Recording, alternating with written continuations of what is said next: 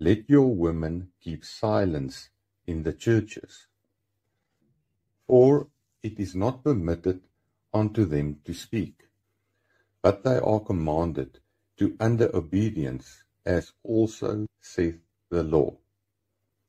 These words, as also saith the law, shows us which era of people Paul is addressing here.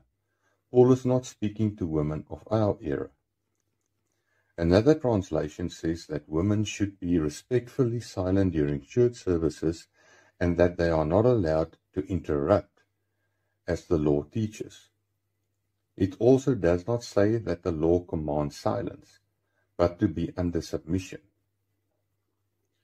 There is not one law in the whole Bible which says that women were to be silent.